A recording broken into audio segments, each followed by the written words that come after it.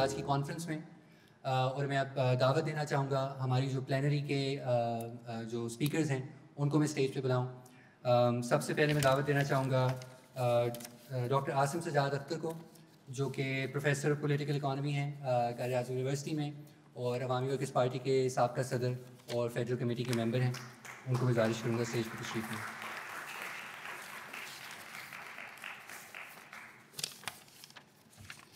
اس کے بعد میں دعوت دینا چاہوں گا ڈاکٹر اکبر زیدی کو، جو کسی تعارف کے محتاج نہیں ہیں، پاکستان کے نامور پولیٹیکل اکانومسٹ میں ان کا شمار ہوتا ہے. ان کی جو کتاب ہے issues in political economy Pakistan, وہ ملک کی ہر یونیورسٹی اور تعلیمی ادارے میں پڑھائی جاتی ہے.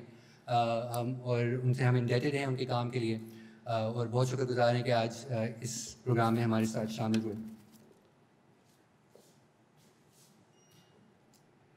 اس کے ساتھ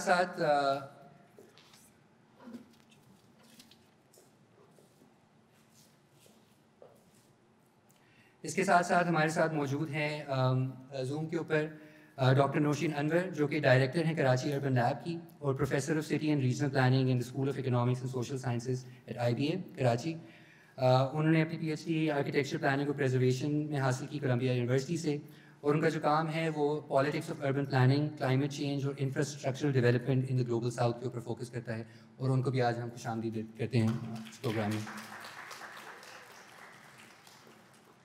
اور last but not the least ہم دعوت دیتے ہیں ماجد اختر صاحب کو، جو کہ سینئر لیکچرر ہیں جیوگرافی میں کنگس کالج لندن میں.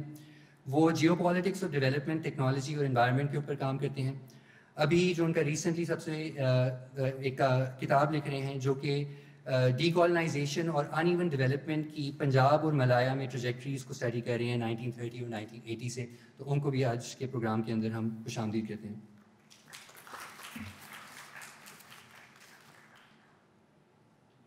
دوستوں، آج کی جو ہماری پلینری ہے اس کی طرف آتے ہیں. اس کا مقصد، اس کا جو عنوان ہے وہ ہے global finance, surplus populations and the neo colonialism. تو میں مختصر اس ٹاپک کے حوالے سے آپ کے ساتھ کچھ چند اعداد و شمار شیئر کرنا چاہوں گا.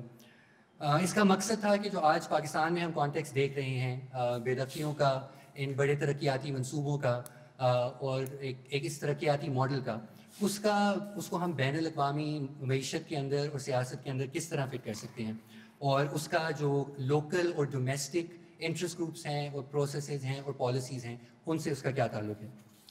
تو میں مختصر شروع کرنا چاہوں گا ایک 20ویں صدی کے ایک پولیٹیکل اکانومسٹ سے جن کا نام ہے کارل پولانی.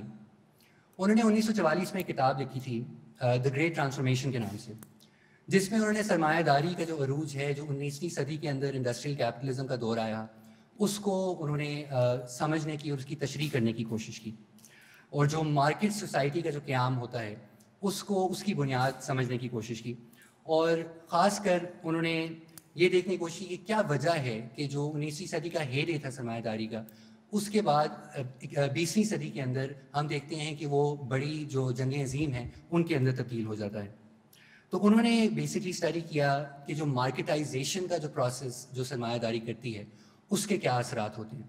یعنی کہ زیادہ سے زیادہ جو اجناس کی جو پیداوار ہے اور زیادہ سے زیادہ وسائل کو اور اجتماعی جو ملکیت کی جو چیزیں ہوتی تھیں ان کو منڈی کی نارمز کے مطابق لے کر آنے سے کیا اثرات پیدا ہوتے ہیں.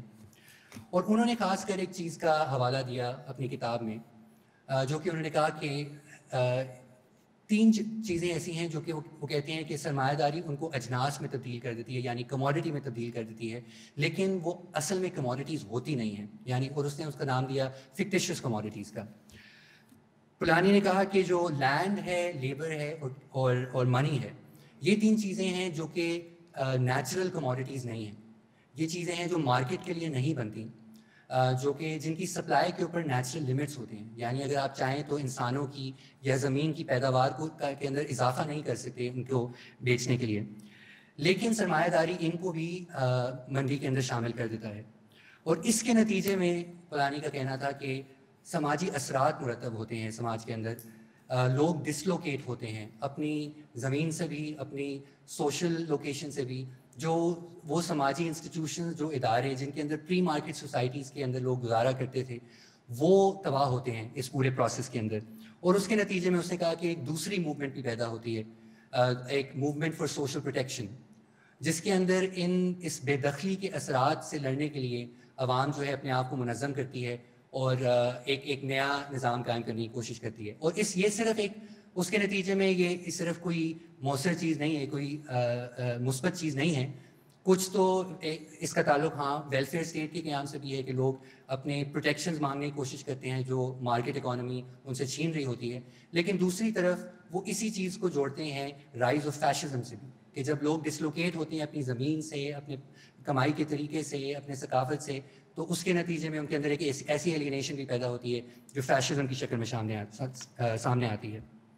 تو آج اگر ہم عالمی معیشت کو دیکھیں تو پچھلے 3-4 دہائیوں سے اس کے اندر کچھ بڑی بنیادی تبدیلیاں آئی ہیں جس کو عموماً نام دیا جاتا ہے فائنینشلائزیشن کا. یہ ایک ایسی تبدیلی ہے جس میں فائنینشیل ایسٹ سے جنریٹ ہونے والی جو اکنامک ویلیو ہے وہ پروڈکشن اور سروسز سے جو جنریٹ ہونے ویلیو سے کہیں زیادہ بڑھ چکی ہے. آج اور اس کے اندر ایک بہت بنیادی کردار جو ہے وہ ہے ریئل اسٹیٹ کا, جو کہ زمین کا فائنینشلائزڈ فارم ہے, زمین کا کموڈیفائڈ فارم ہے. آج گلوبل ریئل اسٹیٹ کی جو ویلیو ہے وہ دنیا بھر کی گلوبل ریئل اسٹیٹ کی وہ تقریباً $250 ٹریلین ہے. یہ ایک ایسا اماؤنٹ ہے جس کا شاید ہم تصور بھی نہیں کر سکتے. اس کا ایک اندازہ سمجھنے کا یہ ہے کہ جو دنیا میں آج تک تاریخ میں جتنا بھی سونا مائن ہوا ہے, گولڈ مائن ہوا ہے, اس سے 37 گنا زیادہ آج ریئل اسٹیٹ کی جو گلوبل ریئل اسٹیٹ کی ویلیو ہے, جس کے اندر سے 60% جو ہے وہ ہاؤسنگ کے اندر ہے. تو شاید ہی آج دنیا میں کوئی معاشی سیکٹر ہے جو ریئل اسٹیٹ سے زیادہ منافع بخش ہے. اور یہ اس دور میں ریئل اسٹیٹ اور سرمایہ دار دونوں, ریئل اسٹیٹ اور جو ریاست ہے دونوں کی ترقیاتی حکمت عملی میں, سرمایہ دار اور ریاست دونوں کی ترقیاتی حکمت عملی میں ریئل اسٹیٹ کا ایک بہت ہی بنیادی کردار ہے. اور اس نظام میں آہستہ آہستہ جو عوام پہ جو اثرات یہ پڑ رہے ہیں کہ جو زمین کی اور قدرتی وسائل کی جو ویلیو, جو مارکیٹ اور ایکسچینج ویلیو ہے, وہ لوکل سپلائی اور ڈیمانڈ سے ڈٹرمن نہیں ہو رہی, بلکہ جو گلوبل فائنینشیل انویسٹرز کی جو پروفٹ نیڈز ہیں اور انٹرسٹ ہیں ان کی بنیاد سے ڈیولپ ہو رہی ہے. کیونکہ ریئل اسٹیٹ ایک ذریعہ بن گیا ہے کہ جو سرپلس سرمایہ دار کے پاس ہوتا ہے وہ ریئل اسٹیٹ کے اندر پارک کر کے اس کو اسپیکولیشن کے ذریعے اس سے پیسہ کمایا جاتا ہے. اور اسی سے ایک جڑا ہوا جو پروسیس ہے وہ اربنائزیشن کا ہے, جس سے جو اجتماعی ملکیت جو ہے, جو جیسے قدرتی وسائل ہیں, جیسے زمین ہے, جیسے زراعت ہیں, ان کو جلد سے جلد تبدیل کیا جا رہا ہے کموڈیفیکیشن میں, کموڈیٹیز میں, جس کے نتیجے میں اربنائزیشن میں تیزی سے اضافہ ہو رہا ہے. سرمایہ جو ہے زراعت سے شہروں کی طرف ٹرانسفر ہو رہا ہے اور مائگریشن بھی شہروں کی طرف تیز ہوتی جا رہی ہے. تو مختصر پاکستان میں بھی ہمیں یہی پروسیسز نظر آتے ہیں کہ یہاں پہ بھی جو ریئل اسٹیٹ کا جو ایک اکانومی کا بننا ہے وہ بھی گلوبل فائنینشیل فلو سے بہت زیادہ لنکڈ ہے. چاہے وہ 80s میں افغان وار کے نتیجے میں جو سرمایہ آیا اس سے ایک ریئل اسٹیٹ اکانومی بنی جب پہلے THA اور بیریئر ٹاؤن بنے, یا جو 9/11 کے بعد جو ریمیٹنسز کی جو ایک بہت بڑی انفلو ہوئی اور اس کے نتیجے میں ریئل اسٹیٹ اکانومی میں جو اضافہ ہوا, یا آج جو ہم CPEC کے نتیجے میں دیکھتے ہیں کہ جو فائنینشیل انفلوز آ رہے ہیں اور اس سے جو پراپرٹی مارکیٹ میں ببلز ہو رہے ہیں. آج پاکستان میں 2020 کی ایک اسٹڈی کے مطابق ریئل اسٹیٹ جو ایسٹس ہیں ان کی ویلیو $1,200 بلین ہے, یعنی $1.2 ٹریلین. لیکن جو اس سے ہم سالانہ ٹیکس وصول کرتے ہیں وہ $20 بلین سے بھی کم ہے. تو دیر از دس میسو ڈفرینس, جو اصل جو ویلیو ہے پاکستان میں ریئل اسٹیٹ کی اور اس سے جو ایکچولی ریاست اس کو جو ٹیکس کر پاتی ہے اور اس سے جو ریڈسٹریبیوشن کر پاتی ہے. تو again a lot of this has to do with وہی جو ہم شروع میں بات ہوئی کہ شاید زمین کو کموڈیفائی کرنا کیا یہ حقیقتاً عوام کے لیے, معیشت کے لیے فائدہ مند ہے یا نہیں ہے. کیا اس سے عوام کی ضروریات بنیادی پوری ہوتی ہیں. کیا یہی وہ ترقی کا ماڈل ہے جس کے نتیجے میں پاکستان میں ہم گروتھ اور لیونگ سٹینڈرڈز میں بہتری دیکھ سکتے ہیں, یا اس کے اوپر ہمیں کچھ سوالیہ نشان بھی اٹھانے کی ضرورت ہے کہ کس طرح ہم اس عمل کو بہتر کر سکتے ہیں. تو میں اسی کے ساتھ اب میں جانا چاہوں گا ہمارے پینل کی طرف. تو سب سے پہلے میں جانا چاہوں گا ڈاکٹر ماجد اختر کی طرف.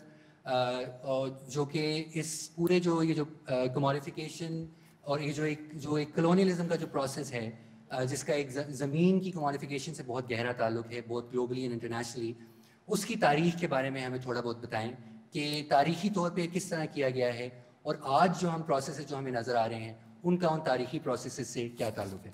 تو ڈاکٹر ماجد رکھتے ہیں. ہیلو، گڈ آفٹرنون، السلام علیکم. میرا نام ماجد اختر ہے، جیسے ہمارے بتا رہے تھے senior lecturer at King's college London. شروع کرنے سے پہلے میں بس I want to thank you, the organizers and the panel. جو میرے فیلو پینلسٹ ہیں، اب میں تقریباً 15 سال سے ان کا کام پڑھ رہا ہوں، ان کی کتابیں، تو I'm very very grateful and very honored to be a part of the panel. تو عمار نے ابھی بڑے زبردست طریقے سے اوور ویو آپ کو دیا ہے اراؤنڈ لینڈ اسٹرگلس ان پاکستان، تو وہ اس کا ریویو میں خیر نہیں کروں گا، بٹ میں صرف یہ نوٹ کروں گا کہ یہ سارے جو اسٹرگلس فار لینڈ یہ پاکستان کی پریفریز میں انفولڈ ہو رہی ہیں. مطلب نیشنل پریفریز آپ دیکھ لیں یا ود ان سٹیز کی پریفریز جو ہیں، تو یہ جو پریفری کا کانسیپٹ ہے اور کور پریفری کے جو رشتے ہیں وہ بہت سینٹرل ہوئے گا جو میں کامنٹس آج بناؤں گا. تو یہ جو اسٹرگلز ہیں، جو میرا مین پوائنٹ ہے وہ میں یہی کہوں گا کہ یہ جو اسٹرگلز اراؤنڈ لینڈ یہ دکھاتے ہیں کہ جو ڈیولپمنٹ یا جو ترقی کا جو الفاظ ہے، جو کانسیپٹ ہے جو استعمال کیا جاتا ہے، وہ بیسکلی ایک ماسک ہے یا ایک نقاب ہے. جو اصل ڈیولپمنٹ ماڈل ہے اس کو ہم لوٹنگ کہہ سکتے ہیں. In other words looting as development. So you can also call this dispossession led development, یا مارکسزم میں جو ووکیبلری ہے اس کو primitive accumulation بھی کہا جاتا ہے. یہ اس کا جو بیسک کیریکٹرسٹک یہی ہے کہ it is based on violence, state supported violence and seizure of land, of assets. تو جو الفاظ لوٹ ہے وہ انگریزی میں سنسکرت سے آتا ہے and it means stealing through war. مطلب کہ جو دولت جنگ کے دوران چھینی جاتی ہے اس کو ہم لوٹ کہتے ہیں. تو یہ جو جس وار کا میں ریفرنس کر رہا ہوں وہ انٹرنیشنل وار نہیں ہے، وہ ہے طبقاتی جنگ، کلاس وار، سوشل وار. تو آئی تھنک یہ جو ورڈ لوٹ اینڈ لوٹنگ ایز ڈیولپمنٹ یہ اس کانٹیکسٹ میں بہت ریلیونٹ ہے، اور میں اس کے دو پہلو پریزنٹ کرنا چاہوں گا جو ہے ایک زیادہ کلچرل ہے اور ایک زیادہ پولیٹیکل ہے. And one of my main points that I want to make today is کہ یہ جو process of looting as development یا looting led development یہ cultural بھی ہے اور political بھی ہے، اور یہ دونوں aspects ان کی interactions دیکھنے چاہیے. In other words, not only cultural analysis یا not only political یا economic یا بلکہ ان سب کو ایک integrated process کے طور پہ دیکھنا چاہیے. تو what are the two aspects جو میں آج ہائی لائٹ کروں گا؟ ایک تو ہے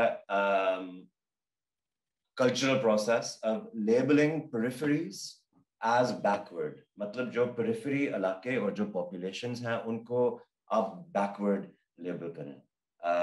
And backward کا مطلب not modern, backward کا مطلب not up to date, backward کا مطلب underdeveloped, یا I guess South Asia Urdu Hindi میں بھی آ گیا backward region I think has become a part of the language as well. لیکن یہ جو الفاظ backward ہے it disguises a lot. It covers up جو relations domination کے ہیں، جو جبر کے ہیں، exploitation کے ہیں، ان کو صرف ایک temporal relation بناتے ہیں کہ یہ لوگ پیچھے رہ گئے ہیں، یہ backward ہیں اور ہم ان کو کسی نہ کسی طریقے سے آگے کھینچیں گے.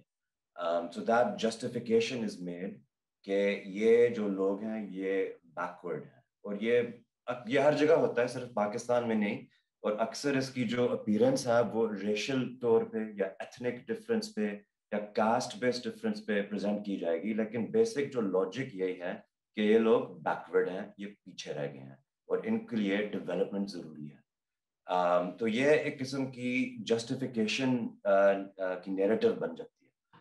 اس کے میں دو مثال دوں گا، ایگزامپلس پاکستان کی ہسٹری میں اور ان کے براڈر کنیکشنز بھی. جو پہلا مثال ہے وہ بہت فیمس ہے وہ ہے canal colonies and reorganization of land in Punjab by British state جو 1880s کے بعد ہوا تھا. اور یہ بیسکلی یہ مطلب عمران علی نے بھی بہت اچھی کتاب لکھی ہے, مبشر رضوی has also written, تو I won't review this whole thing, بس یہ کہنا ہے کہ this was a labeling of the people who used to live in Punjab, جو یہاں کے pastoralists تھے, جو پہلے سے یہاں ان کی لائیولیہڈز تھی, کمیونٹیز تھی, ان کو بیکورڈ لیبل کر کے ان کی زمین چھینی گئی اور ایک پرائیویٹ زمیندار کلاس بنائی گئی.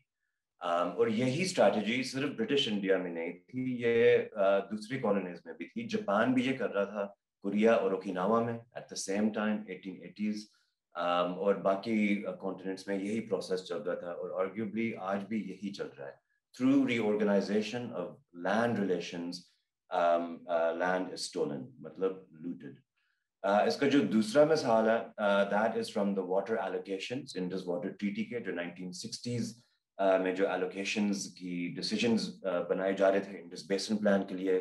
میں نے اپنا ریسرچ بھی اسی ٹاپک پہ کیا ہوا ہے, تو اس ریسرچ کے دوران میں نے ڈاکیومنٹس دیکھے تھے واپٹا کی لائبریری میں, جن کے انٹرنل ڈسکشنز اباؤٹ کہ اریگیشن واٹر جو نیا بنے گا تربیلا اور منگلہ سے, who will get it, کس کا پہلا حق ہے.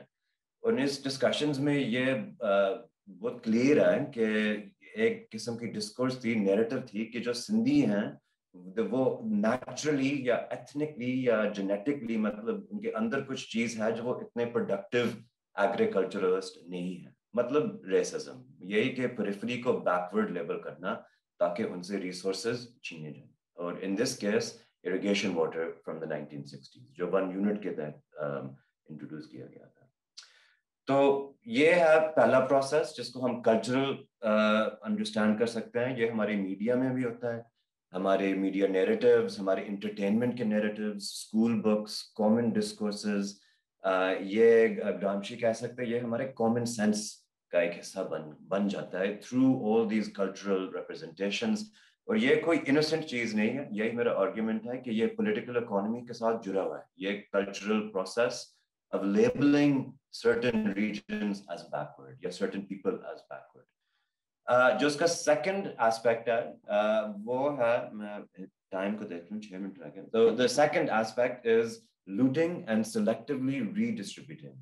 and اس کا جو امپورٹنٹ جو ایلیمنٹ یہی ہے کہ ریڈسٹریبیوٹ ان ایونلی, مطلب اس جو ریسورسز چھینے ہیں, جو لوٹے ہیں, یو ریڈسٹریبیوٹ دم, تقسیم کرنا اپنے جونیئر پارٹنرز کے آپس میں. مطلب سم پیپل ول بینیفٹ, کہ جو سرپلس پاپولیشنز ہیں ان میں سے کوئی نیرو بیسز کا کوئی فائدہ ہوئے گا. تو یہ بھی ایک آئیڈیولوجیکل پروسیس ہے تاکہ اوور آل آرڈر مینٹین رکھیں.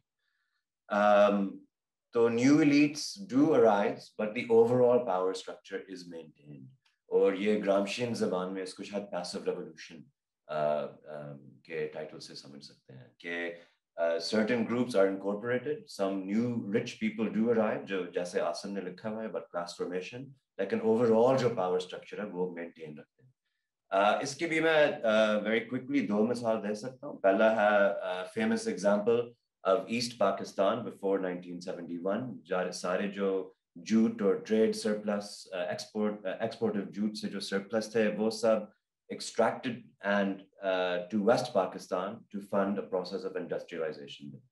And this was done through different currency exchange rates and vouchers, subsidies, etc. لیکن basic کہانی تو یہی ہے کہ جو surpluses ایسٹ میں پروڈیوس ہو رہے تھے وہ ایکسٹریکٹ ہو کے ویسٹ میں ری انویسٹ ہوئے, again based on discourse of backwardness, کہ جو ایسٹ پاکستانی جو بنگالی ہیں they won't be able to make full use جو اصل productive, enterprising, etc. جس طرح کے لوگ ہیں وہ ویسٹ میں ہیں. تو اسی لاجک سے یہ لوٹ اینڈ ریڈسٹریبیوٹ ہوا. دوسرا ایگزامپل جو میں زیادہ تفصیل میں نہیں جاؤں گا وہ green revolution, and of course اس کا اکمل حسین called it elite led farmer strategy. And I think یہ جو ٹائٹل دی ہے, this tells you everything, کہ یہ basically was founded on empowering a small group of people. And اس کا نتیجہ یہی تھا کہ landlessness increase in inequalities, huge displacement across the country, and اس کا اثر ہم ابھی تک فیل کر رہے ہیں.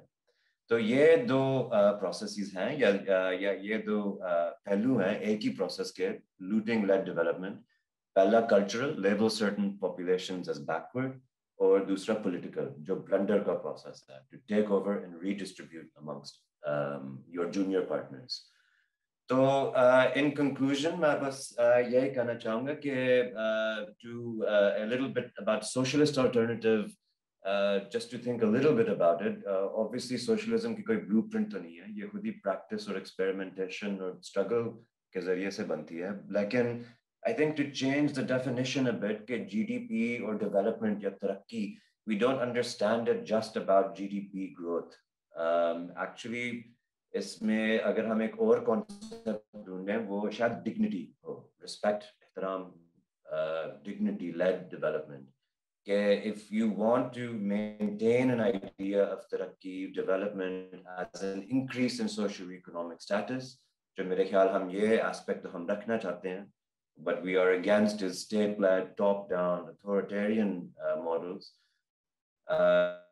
Rather, dignity-led development, I think, is an alternative that can bring together people from various parts of society, and it's an idea that you can kind of get behind. So, yeah, thank you again for the invitation. And یہ بہت ضروری ہے کہ researchers, teachers, journalists, activists ہم سب رابطہ میں رکھیں, coordinated strategy بنائیں. تو I'm very happy to be a part of this conversation, and I look forward to. Thank you.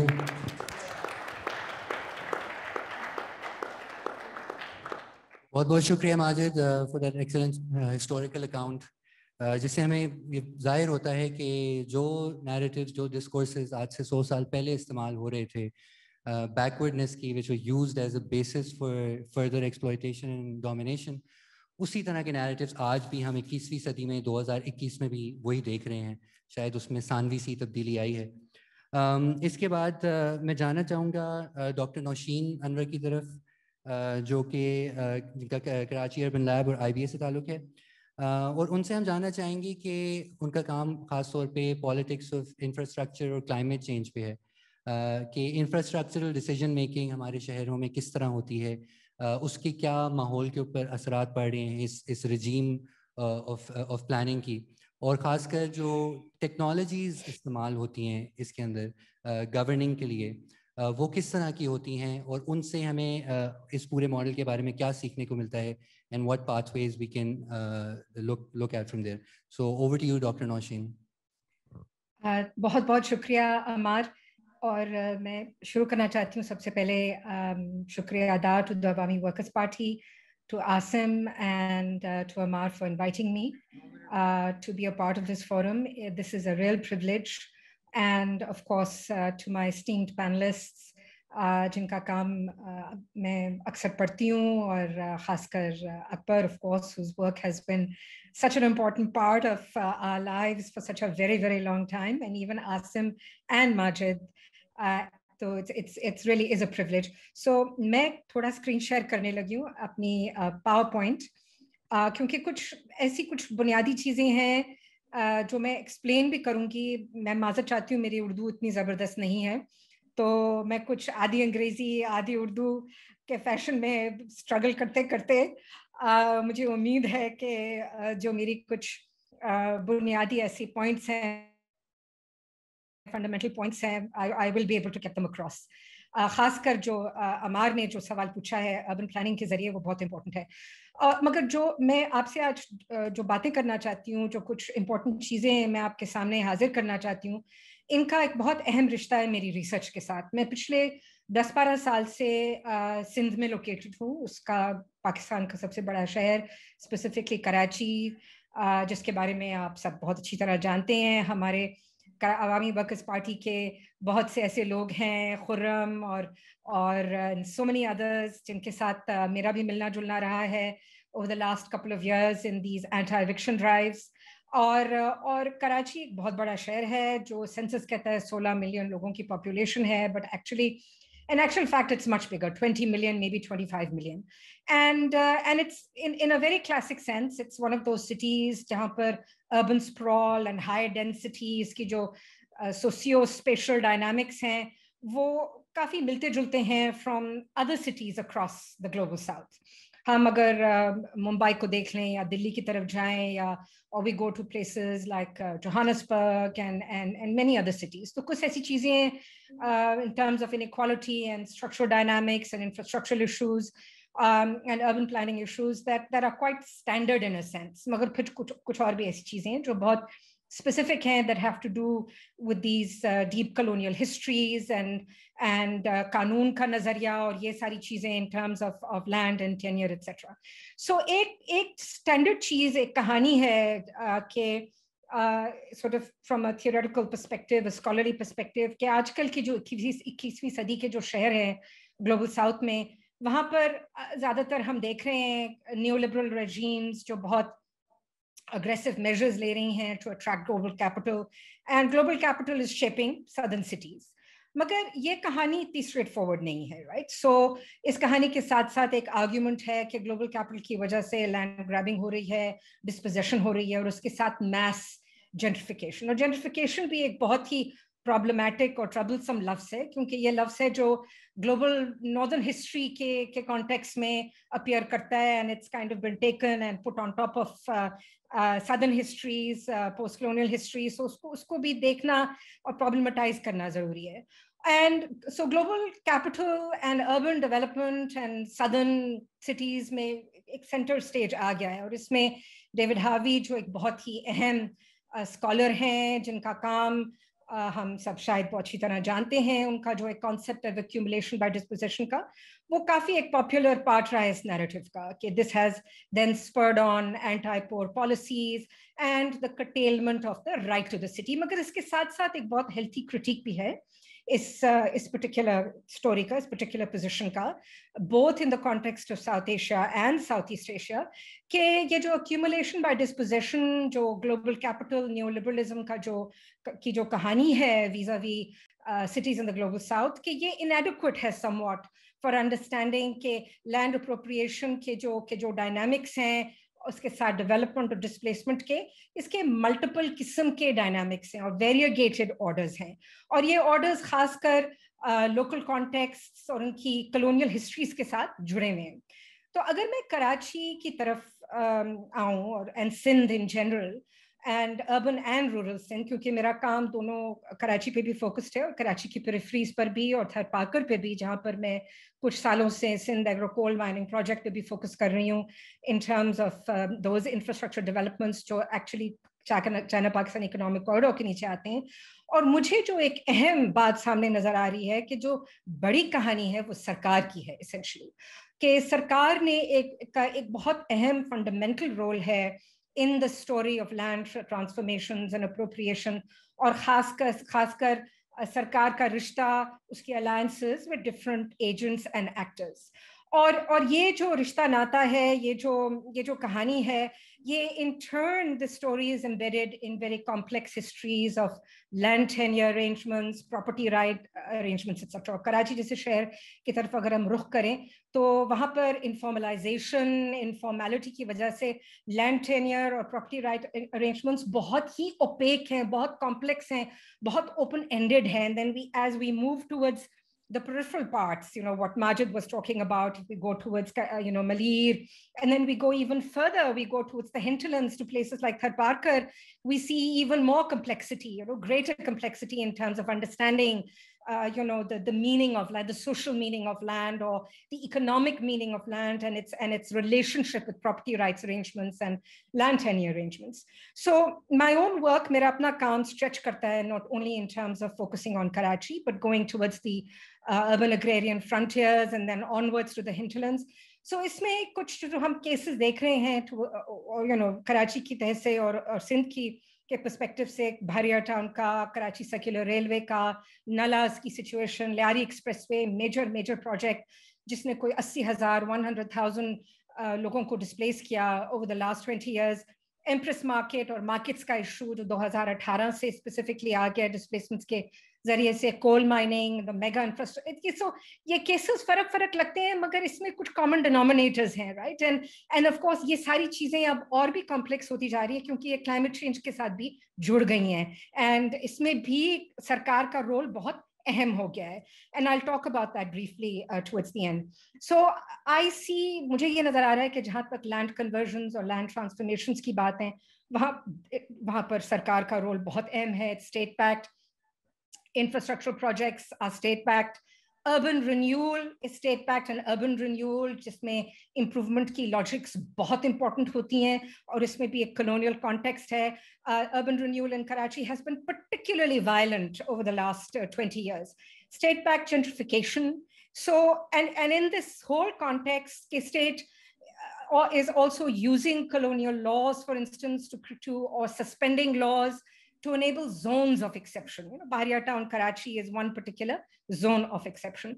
So colonial legacies जो मुझे नजर आ रही हैं in the Karachi and generally the Sindh context, कानून के जरिए से, laws के जरिए से, ये बहुत important है. And these colonial legacies are specifically about managing and appropriating land. And ये दो मिसालें मैं आपको देती हूँ. The colonial laws, specifically the 1894 Land Acquisition Act, that जो सरकार ने कई दफा इस्तेमाल किया है, डिप्लॉय किया है in infrastructure projects in Karachi and beyond Karachi also.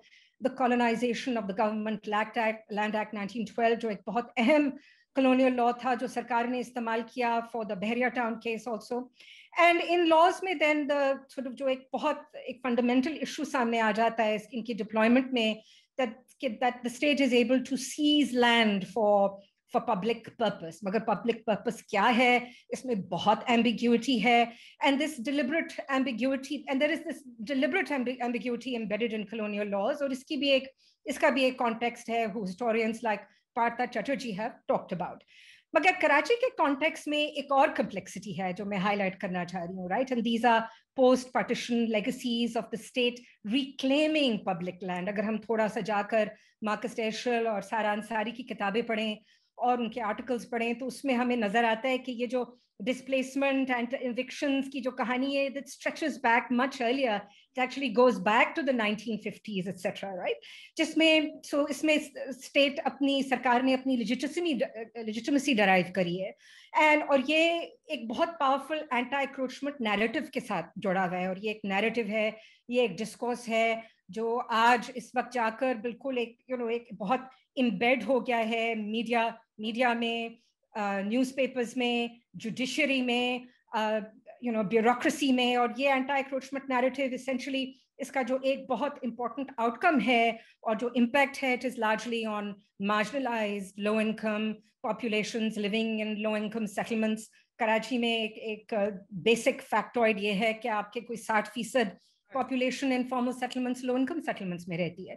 तो ये anti-encroachment narrative increasingly जुड़ गया है in terms of demonizing certain populations, and these are typically marginalized populations, working class, low income and so forth. और इसमें एक मैं सवाल उठाती हूँ, अगर हम थोड़ा सा इसको historical lens से देखें कि in an urban planning context, in an urban governance context, has displacement become a technology of governance? अब मेरे पास एक सीधा साधा जवाब इसके लिए नहीं है, मगर मैं ये एक सवाल उठाया है मैंने nevertheless that I hope we can engage with. So Karachi urban lab में हमने पिछले 2.5 साल से हम कराची की evictions or displacements पे काम कर रहे थे, especially as a result of the 2018 Supreme Court orders that have unleashed all kinds of very violent outcomes in the city. और वो रिपोर्ट हमने अभी पब्लिश करी है जो हमारी वेबसाइट पे अवेलेबल है, और उस रिपोर्ट में हम थोड़ा सा एक हिस्टोरिकल पर्सपेक्टिव से भी डिस्प्लेसमेंट को देखना चाह रहे थे कि अगर हम कराची का रुख करें दोबारा तो ऐसी कौन से बहुत बुनियादी फंडामेंटल की मोमेंट्स हैं over the last 70-80 years जो हमें नजर आती हैं जिसमें evictions और displacements का एक डायनामिक सामने नजर आया, and we can actually trace it back. और हमने एक टेबल बनाई है, we can trace it back to the 1950s coming all the way into 2020. और इस टेबल में हम ये दिखाते हैं कि सरकार की क्या शक्ल है, right? So यहाँ पे फेडरल गवर्नमेंट की इंटरवेंशंस थी, provincial government, for instance, Karachi Development Authority, often military-backed interventions, local governments, city district government Karachi, and then coming in, over the last 10 years or so, increasingly federal and provincial governments, but also military-led interventions vis-a-vis displacement and land transformations. And then as we come into the current moment, which we don't have in this table, which is, for instance, about the Nalas project, यहाँ पर एक जो interesting जो एक हमें नजर आता है सरकार की interventions के जरिए से वो जो climate risk mitigation का जो सारा जो discourse है, जो narrative है कि Nalas की जो clearance होनी है because increased precipitation और climate change की वजह से rainfall बहुत वो हो गई है और ज़्यादा हो गई है और 2020 में जो इसका जो outcome था वो particularly violent था. And this is a complicated story. तो इसमें जो हमें अब सरकार की शक्ल नजर आती है वो है the National Disaster Management Authority, which is very much army backed and military backed. So इस कहानी में हम थोड़ी सी डाटा ढूंढ रहे थे कि अगर हम सिर्फ infrastructure projects और urban renewal projects पे अगर हम focus करें over the last 20 years, जहाँ पे कराची के context में evictions, displacements have become particularly sort of intense, and as a result of certain, the devolution, decentralization, and the powers that were given to local government systems under General Musharraf's regime, and जो आपकी local budgets भी फिर amplify हो गई थी Karachi Municipal Corporation के तरीके से की तरफ से, तो उसमें हम देखते हैं कि ये जो infrastructure projects जो launch होना शुरू हुए late 90s, early 2000s में, और उसके साथ जो urban renewal के साथ साथ urban development के projects भी जो launch हुए, almost about an estimated 600,000 people were displaced as a result. Now, it's not easy to find this data also, right? I mean, there is this whole question of, well, how do you go about gathering data on displacements? There's a whole politics behind this data. क्योंकि सरकार तो कहीं file करके नहीं रखता, right? जो लोग displace हो जाते हैं, there are people who are forgotten. So one of the sort of हमारी तरफ से जो बहुत अहम एक fundamental objective था हमारी report में और हमारे काम में, वो यही था कि how do we actually sort of dive into this very big challenge of getting data on displacements. And then इसके साथ हमने ये भी discover किया that less than 33% of those who were displaced received any compensation or resettlement. And we're kind of today seeing the same dynamic repeat ourselves, and this was happening in the in the late 90s and early 2000s, coming into the mid 2000s, and we see this entire story repeating itself. ये कहानी दोबारा से दोहरा रही है अपने आप को vis-a-vis the Gujjar Nala, the Orangi Nala, the Karachi circular railway displacements and all of this. मगर एक चीज जो हम जरूर इसमें हम highlight करते हैं कि जो पिछले decade में जो पाकिस्तान में जो ये democratization का जो सारा जो process शुरू हुआ है और ये एक नया जो एक पूरा नजरिया है vote bank politics का, ये भी ये पूरे इस process को complicate करता है, right? So these political shifts also complicate these eviction drives and displacement dynamics. So इस वक्त कराची के context में मैं ये देख रही हूँ कि ये पूरा जो development का और infrastructure planning का और urban renewal का जो पूरा नजरिया है, ये public discourse की तरफ से कुछ ऐसी चार मजीद चीजों पर आकर sort of dominate कर रहे हैं, right? And these dynamics are sort of interlocked and overlapping. एक है पूरा ये slum free world class cities का जो vision जो कराची के plans में embed हो चुका है, अभी वो नया master plan अभी unveil नहीं हुआ. Karachi strategic development plan 2020 जो था, that has now ended, and we are waiting for the new master plan to come out, right? And that hasn't been unveiled yet. दूसरा ये पब्लिक प्राइवेट पार्टनरशिप्स की जो dimension है जिस पर जो CPEC से जो लिंक्ड है, और तीसरा जो डेंसिटी स्कैसिटी लैंड स्कैसिटी, और ये खासकर शहर के अंदरून हिस्सों में जो अब रियल एस्टेट डेवलपर्स के नजरिए से वो एरियाज हैं that are cast often or understood often as prime land essentially, और ये कुछ ऐसी जमीनें हैं along the railway lines and various other places जहाँ पर आपकी informal settlements पिछले 50 साल से वहाँ पर located हैं और वहाँ लोग reside कर रहे हैं. And then finally जो चौथी dimension इसके साथ जो overlap करती है वो transport और tourism की, right? और वहाँ पर tourism के जरिए से खासकर urban renewal एक बहुत important strategy बन जाती है. So what I'm also seeing is an increasing dissolution of dissent vis-a-vis these kinds of developmental visions. And this dissolution of dissent is amongst major political parties, bureaucratic institutions, and even the judiciary regarding the necessity or desirability of this mode of development, right? There's hardly any critique coming from this particular vantage point. And इसकी अगर मैं आपको छोटी सी एक मिसाल दूं, अगर हम कराची सर्कुलर रेलवे जैसा हम एक बहुत बड़ा इंफ्रास्ट्रक्चर प्रोजेक्ट है कराची में, उसको अगर उसकी मिसाल हम ले लें, उसको अब सीपैक के साथ जोड़ दिया गया है, और जैसे इन प्रोजेक्ट्स को सीपैक के नीचे के साथ जोड़ा जाता है, तो ये प्रोजेक्ट्स सडनली नेशनल इंपॉर्टेंस के तौर से समझे जाते हैं, and they are also presented as projects in the publics interest. But ये कभी नहीं बताया जाता which public, what publics, because there are so many publics, you know, in Karachi and across cities in Pakistan.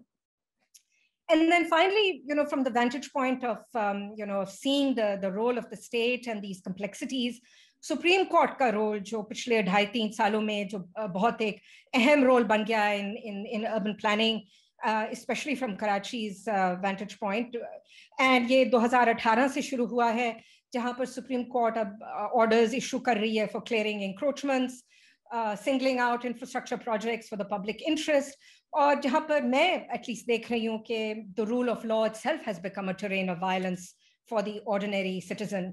और यहाँ पर जो हमारे जजेस हैं, you know, उनका जो परसेप्शन है ऑर्डर और डिसऑर्डर का essentially, right, के मास्टर प्लानिंग और जो शहर का जो बिल्ट फॉर्म है, इसमें डिस्जंक्चर्स हैं, तो इस डिस्जंक्चर को किस तरह सही किया जाए, राइट. एंड उसकी वजह से आपके वो you know Gulzar, chief justice गुलजार ने कहा कि you know Karachi is a slum, all of Karachi is a slum. So finally in just a few more minutes, you know, thinking about जो अमार कह रहे थे पहले अबाउट मॉडल्स, राइट, एंड जो I am N urban planner, सो मेरे लिए एक जो विजन और एक मॉडल बाय डिफॉल्ट जो आ जाता है, वो जो बड़े एक अहम स्कॉलर हैं ऑगी लेफेव्रे, उनका जो एक बहुत अहम जो उनका एक नारा था एक किस्म का, right to the city, that how can we think about the right to the city, right. And मेरे लिए the right to the city rests entirely on the issue of land, right? The land question is the urban question. These two things cannot be separated. Magar land, zameen, or iska social value, the, you know, the lived experience of land, iska social context, not the exchange value part at all, right? The use value aspect connects with all these other 4 dimensions, right? Affordable housing, where we might think of a collective commons, transport, education, water, electricity, safe streets, parks, community centers, and of course, livelihoods that we often forget about when we talk about displacements and evictions. अक्सर हमारी नज़र जो है वो residential displacements पे और right to housing पर आकर fix हो जाती है, मगर शहरों में and even outside of cities, in the peripheries, land का shelter और livelihoods का association बहुत strong है. You can't separate this. So thinking about sort of socially just futures, right? I mean, I'm an urban planner, so I can only think in terms of radicalizing urban planning. And one way to think about this is, you know, can we work on the state from within, right? The importance of municipal politics. और यहाँ पर एक बहुत rich legacy है कराची के context में, जिसने औरों को भी inspire किया है across Pakistan and beyond. ये legacy परवीन रहमान जैसे लोगों की है, औरंगी पायलट प्रोजेक्ट की, और एक पूरी जनरेशन कम्युनिटी एक्टिविस्ट की जिन्होंने औरंगी पायलट प्रोजेक्ट में हिस्सा लिया throughout the 70s, 60s, 70s and 80s. Activists who are still alive today, जिनके थ्रू मैंने बहुत कुछ सीखा है. And of course we miss Parveen Rahman so much. And इसमें जो नई directions आ रही हैं in terms of radicalizing political action, radicalizing urban planning, our very own Karachi Bachao Tehreek, who has done such amazing work on ground in Karachi. And then of course इसका एक global और regional context भी है जिसकी तरफ हम थोड़ा रुख कर सकते हैं. Thinking about feminist municipalities, the Fearless Cities movement that started in 2017 in Barcelona, which has now actually gone global towards the global south also, about building a strategic front, thinking about a new politics of scale.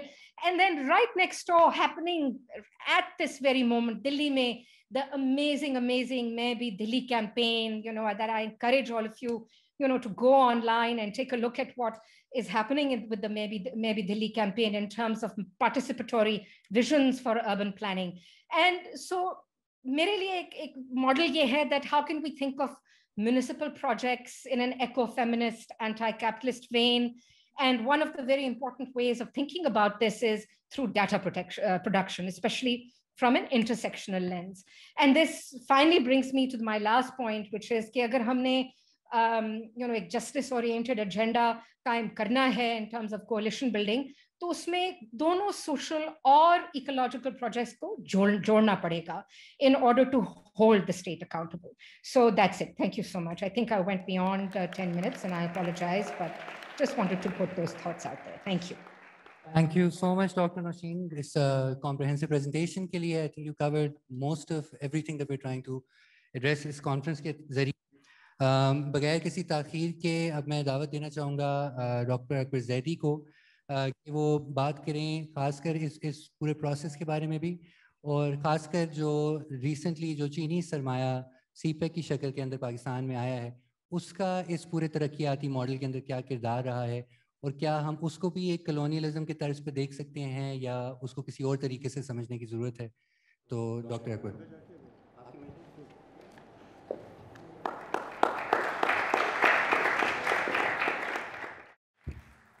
शुक्रिया अमार और शुक्रिया आसिम दावत देने के लिए और बुलाने के लिए यहाँ. मैं जब मुझे आसिम ने कहा था कि आके बोलो इस मौजू पे ज़मीन, तरक्की, माहौलियाती निज़ाम और बेदखली, तो मैंने कहा कि जिस बात पे बोलना चाहिए उस पे हमारे कॉमरेड्स बात नहीं करते. हमारा जो लेफ़्ट है वो, उसको मैं कहूँगा इट इज़ चाइना ब्लाइंड. चीन का जिक्र नहीं करते, वो चीन का जिक्र करते हैं, कहते हैं कि आप गुस्ताखी कर रहे हैं. तो मेरा ख्याल है उस पर ज़रा बात करनी चाहिए. मैं उसकी तरफ अभी आऊँगा.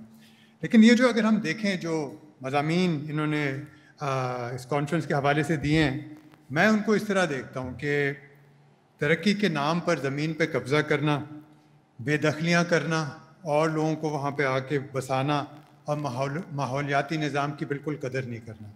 यह आप देखें अंग्रेज़ों के निज़ाम से उस वक्त से चला आ रहा है. बर्रे सगीर पे भी ये हुआ था, ज़मीन पे कब्ज़ा किया तरक्की के नाम पे. जब भी ये इस्तेमारी निज़ाम और नौआबादियाती निज़ाम आता है वो तरक्की के निज़ाम पे आता है कि हम तरक्की लेके आए हैं, तरक्की करना चाहते हैं.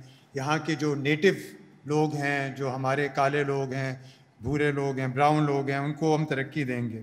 और उसमें बेदखलियाँ होती हैं, कंटोनमेंट्स बनाए जाते हैं. आज की कंटोनमेंट्स की बात नहीं कर रहा, पुराने वाले कंटोनमेंट्स, वो वाले कंटोनमेंट्स बनाए जाते हैं. गोरों के अलग इलाके होते हैं, उनको क्लिफ्टन कहा जाता है. जो हमारे जो बाकी अवाम होते हैं वो लियारी में उनको भेज दिया जाता है. तो ये शहरों की, मुल्कों की, बड़े सगीरों की तारीख़ होती है.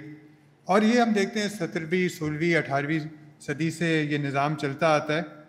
और फिर जाके इसके साथ साथ साम्राज्य और सरमायादाराना निज़ाम आगे बढ़ता है. और हम फिर देखते हैं कि 20वीं सदी जो है साम्राज्य की सदी होती है. नौआबादियाती निज़ाम ख़त्म होता है, लोग ममालिक आज़ाद होते हैं और उसके साथ एक साम्राज्य निज़ाम होता है. आप लोग मुझसे बेहतर जानते हैं, मुझे इस पे ज़्यादा बात करने की ज़रूरत नहीं है. लेकिन इसके साथ साथ जिसका जिक्र अम्मार ने शुरू में किया था, ग्लोबल फाइनेंस, हम देखते हैं अभी तक किसी ने IMF और वर्ल्ड बैंक का जिक्र नहीं किया. अगरचे माजिद का काम भी और नौशीन का काम और आसिम का और अम्मार का और हम सब लोगों का IMF और वर्ल्ड बैंक के बगैर, अगर IMF और वर्ल्ड बैंक नहीं होते हम लोग बेरोज़गार होते. तो हमारे लिए बहुत ज़रूरी है कि IMF और वर्ल्ड बैंक पर समझें, तनकीद करें और उन पर गौर करें कि ये किस तरह के इदारे. तो ये जो एक साम्राज्य सरमायादाराना निज़ाम, उसमें ये ग्लोबल फाइनेंस जिसे कहते हैं, सरमाया, आलमी सरमाया, ख़ास तौर पे IMF और वर्ल्ड बैंक का, ये बहुत ज़रूरी है. इसके बगैर ना ये निज़ाम बरकरार रह सकता है, ना ये इस्तिसाली निज़ाम बरकरार रख सकता है, ना सरमायादाराना निज़ाम बरकरार सकता है. IMF और वर्ल्ड बैंक सरमायादाराना की निज़ाम की पैदावार हैं और सरमायादाराना निज़ाम को बरकरार रखने के लिए बनाए गए. अच्छा, अब और ये आप देखें कि जो इम्पीरियलिज़म है, साम्राज्य निज़ाम जो है, इसमें काफ़ी तब्दीली भी आई है. अब हम देखें, इसलिए मैं बार बार कह रहा हूँ 20वीं सदी का साम्राज्य निज़ाम और 21वीं सदी का और 19वीं सदी का लेनिन को अगर हम पढ़ते हैं और रोज़ा लक्समबर्ग को पढ़ते हैं और इन लोगों को पढ़ते हैं, और 20वीं सदी में हमारे सामने जो होता है, इराक़ में होता है, अफ़गानिस्तान में होता है, और मुल्कों में होता है, लैटिन अमेरिका में होता है, और अब हम 21वीं सदी की तरफ हम देखते हैं, उसमें कुछ तब्दीली आ जाती है. साम्राज्य निज़ाम, इम्पीरियलिज़म की भी नौइयत बदल जाती है. एक ज़माने में इसको हम कहेंगे एक्सट्रैक्टिव, कि वहाँ पे जाके वहाँ से तेल निकालना, जो अभी भी हो रहा है, जहाँ के लातीनी अमेरिका में जाके वहाँ से सरमाया निकालना, extraction of minerals, of wealth, जो और जगह भी हुआ है. اور یہ اب آہستہ آہستہ اس کی نوعیت بدل گئی ہے. اب یہ اس کو آپ کہہ سکتے ہیں سیاسی نظام کے حوالے، سیاسی کنٹرول کے حوالے سے آ جاتا ہے. اگر آپ اس کو نظریاتی حوالے سے آ جاتے ہیں تو جو امپیریلزم کی نوعیت بھی بدل جاتی ہے. ایک طرف تو وہ ہوتی ہے ایکسٹریکٹیو ہوتی ہے کہ زبردستی نکالنا، اور پھر جا کے آہستہ آہستہ جب تیل ختم ہو جائے گا، جب وہ جو ہے معدنی ذخائر ختم ہو جائیں گے، اس کے باوجود ایک نظریاتی اور سیاسی کنٹرول رہتا ہے. یہ بہت ضروری ہے سمجھنے کے لیے، کیونکہ ایک دن ایسا آئے گا جب ہم کہیں گے تیل ختم ہو گیا، لیکن سرمایہ دارانہ نظام، اللہ نہ کرے کہ ایسا ہو، لیکن شاید وہ برقرار رہے، لیکن اس کی نوعیت اس طرح کی ہوگی کہ. اور یہ آپ دیکھیں مثلا افغانستان میں ایکسٹریکٹ کرنے کے لیے کچھ نہیں ہے، عراق میں ایکسٹریکٹ کرنے کے لیے تیل ہے، اور ملکوں میں بھی، لیبیا میں بھی، جہاں پہ یہ قوتیں گئی ہیں تو یہ سارا ایکسٹریکٹ کیا جا رہا ہے. اچھا، اب یہ ساری کہانی جو ہے، میں ایک طرح کے آپ کہہ دیں کہ اس کے جو خد و خال پیش کر رہا ہوں کہ اگر ہم سامراجی نظام کو دیکھیں، اگر ہم سرمایہ دارانہ نظام کو دیکھیں، ہمارے دوست سارے جو پڑھتے، کوئی چائنا کا ذکر نہیں کرتا، چین کا ذکر ہی نہیں ہوتا، کیونکہ چین ان سب چیزوں سے بظاہر بالا تر ہے. نہ وہ سرمایہ دارانہ ہے، نہ وہ سامراجی ہے، نہ وہ نو آبادیاتی ہے، نہ وہ کچھ نہیں ہے. لیکن میرے خیال یہ بہت بڑی ہماری نظریاتی اور اگر ہم کہیں ایکیڈیمک انٹلیکچوئل ایک غلطی ہے. اس کو بہت سمجھنے کی ضرورت ہے، اور اس کو ہم آگے اگر سمجھیں گے اچھی طرح سے تو پھر ہی ہم بہتر تجزیہ کریں گے. سرمایہ جو ہے وہ مشرقی اور مغربی نہیں ہوتا، سرمایہ ہوتا ہے.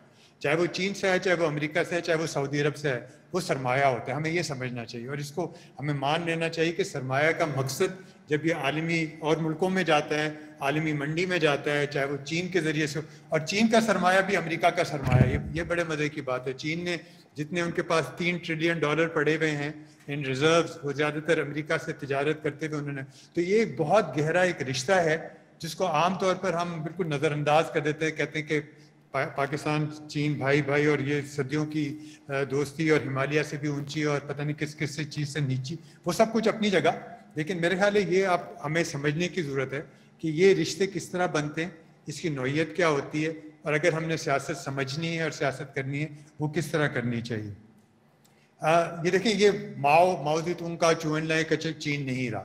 اب یہ بالکل ایک 21ویں صدی کا اور ابھرتی ہوئی 21ویں صدی کا ایک چین رہ گیا. جس طرح روس بدل گیا، ویتنام بدل گیا، کیوبا بدلتا جا رہا ہے، یہ سارے ممالک جو بدلتے جا رہے ہیں، چین تو بہت آگے جا کے بدل گیا اور اس کی بالکل نوعیت بدل گئی. اور اس وقت وہ مجھے لگتا ہے کہ چند سالوں میں اگر ابھی نہیں، ساری دنیا کے سرمایہ دارانہ نظام پہ قابض ہو جائے گا. ابھی ہوا نہیں، لیکن اس طرف بہت تیزی سے آگے جا رہا ہے. یہ بھی کہا جاتا ہے کہ کیا چینی سرمایہ اور چینی سرمایہ دار، کیا وہ امریکہ کے سرمایہ دار سے کچھ کم برا ہے؟ یہ آپ لوگ فیصلہ کر سکتے ہیں. میرے لیے سرمایہ ہوتا ہے، اور چائنا بھی اتنا نیو لبرل ہے جتنا امریکہ ہے. ظاہر ہے تھوڑا سا فرق تو ہے. چائنا کے پاس ابھی IMF اور ورلڈ بینک نہیں ہے، انشاءاللہ 50 سال کے بعد ہو جائے گا. وہ بھی چائنا کے تھرو ہمیں قرضے مل رہے ہوں گے، وہی IMF ہمیں قرضے دے رہا ہوگا. ہم کہیں گے یہ چائنیز منی ہے، this better than American money. I don't see the difference. میرے خیال سے دونوں چیزیں. تو ہمیں یہ چیزیں سمجھنے کی ضرورت ہے کہ اس میں جیسے میں نے کہا، چاہے وہ چین کا سرمایہ ہو، وہ بنیادی طور پر سرمایہ ہے، اس کا مقصد منافع کمانا ہے. چاہے وہ افریقہ کے ممالک ہوں، چاہے وہ افغانستان ہو، چاہے ترکمنستان ہو، اور خاص طور پر اگر وہ پاکستان ہو. یہ بہت ضروری بات ہے. اب 2-3 چیزیں اس میں ہیں کہ جو جیسے نوشین کے حوالے سے، نوشین نے بھی 2-3 چیزیں باتیں کی. انہوں نے ریاست کے کردار کی بہت اہمیت کی، اور پھر انہوں نے ڈسینٹ یا ایک طرح کی آپ سمجھ رہے ہیں احتجاج یا اعتراض یا سیاسی ڈسینٹ کو میں سیاسی اعتراض کہوں گا، سیاسی احتجاج کہوں گا، ان دونوں چیزوں کا ذکر کیا. ہماری جو ریاست ہے، پاکستان کی ریاست، وہ بنیادی طور پہ ٹرانزیکشنل ایک یعنی ایک آپ کہتے ہیں کرائے کی ریاست ہے. وہ ایک سودا کرنے والی ریاست ہے. اس کو کوئی دلچسپی نہیں ہے کہ وہ امریکہ سے، روس سے، امریکہ سے، چائنا سے یا سعودی عرب سے سودا کرے. سودا ہوتا ہے اور پیسہ ہوتا ہے. تو جو بہتر ریٹ دے گا اس کے ساتھ ہو جائے گی. تو یہ میرے خیال ہے اس کا ایک بہت اہم رول بن جاتا ہے. اس کو ہمیں سمجھنے کی کوشش کرنی چاہیے. ہم عام طور پہ جو اپنی ریاست کو ایک ہی سمجھتے ہیں کہ DH ہے، فوج ہے، اور بس یہ 2-3 چیزیں ہیں. میرے خیال ہے شاید وہی ہوں، لیکن ہمارے جو لوکل ایلیٹس جو ہیں، نان ملٹری ایلیٹس بھی اس کا بہت بڑا حصہ ہوتے ہیں. بہت ہی گہرا تعلق ہوتا ہے. ملک ریاض جو ہیں وہ ابھی تک انہوں نے وردی نہیں پہنی، لیکن شاید پہنی بھی ہے. لیکن وہ ایک گہرا تعلق ہوتا ہے ان کا ان قوتوں کے ساتھ، اور وہ ریاست کا حصہ بن جاتے ہیں. تو ہماری ریاست جو ہے ایک بنیادی طور پہ ایک ایسی ریاست ہے جو ہر قوت کے ساتھ سودا کرتی ہے جس کے پاس سرمایہ ہے. تو اس وجہ سے میں یہ کہتا ہوں کہ ہمیں, جیسے نوشین نے اس کی طرف نشاندہی کی تھی, کہ ہمیں یہ دیکھنا چاہیے کہ اس کو اس سے مقصد نہیں کہ سعودی عرب سے پیسے آ رہے ہیں اور اس کے کیا اثرات پڑتے ہیں, اور چین سے آ رہے ہیں اس کے ماحولیاتی اثرات کیا پڑتے ہیں, یا امریکہ سے یا کہیں اور سے آ رہے ہیں. یہ چین جو ہے چاہے جتنی وہ ترقی کر رہا ہے, جس کو ہم ترقی کہتے ہیں, بلکہ ماجد نے کچھ سوال اٹھائے تھے جو شاید یہاں ہم جس پہ بات نہیں کریں گے, جو ہمیں کرنی چاہیے. اور یہ ایک بڑا سا ایک پیچیدہ سا مسئلہ آ جاتا ہے. جو لوگ مارکسزم پڑھ کے برباد ہوئے ہیں, ہمارے جیسے لوگ لیننزم پڑھ کے اور بھی برباد ہوئے ہیں, وہ سمجھتے ہیں مارکسزم کا مطلب یہ ہوتا ہے اور ترقی کا مطلب یہ ہوتا ہے کہ مینز آف پروڈکشن کو آگے لے کے جانا اور سرمایہ دارانہ نظام کو آگے لے کے جانا, اس نہج پر آگے لے کے جانا جب وہ سرمایہ دارانہ خود ہی اپنی تضادات کے ذریعے سے کولیپس کر جائے گا اور سوشلزم ابھر جائے گا اور عاصم اور عمار اس کو لیڈ کریں گے. وہ وقت ابھی آیا نہیں, میں بھی انتظار کر رہا ہوں, میں بھی ان کے ساتھ ساتھ ہوں. لیکن مجھے لگتا ہے کہ یہ جو ہم انتظار کر رہے ہیں, شاید ہمیں انتظار نہیں کرنا چاہیے. ہمیں اس کے بارے میں سوچنا چاہیے کہ کیا سرمایہ دارانہ نظام, چاہے وہ جیسے میں نے کہا, چاہے وہ چین کے ذریعے سے آئے چاہے امریکہ کے ذریعے سے آئے, اگرچہ وہ مینز آف پروڈکشن کو آگے لے کے جا رہا ہے, وہ موڈ آف پروڈکشن کو کیپٹلزم کے آگے حصوں تک لے کے جا رہا ہے, لیکن سوشلزم نہیں نظر آ رہا, نہ وہ تضاد نظر آ رہا ہے. شاید اس سرمایہ دارانہ نظام میں شاید اتنی ایک سکت ہے, اتنی وسعت ہے کہ وہ اور علاقوں کو اپنے اندر کھینچتا جا رہا ہے. یہ اس کو سمجھنے کی ضرورت ہے.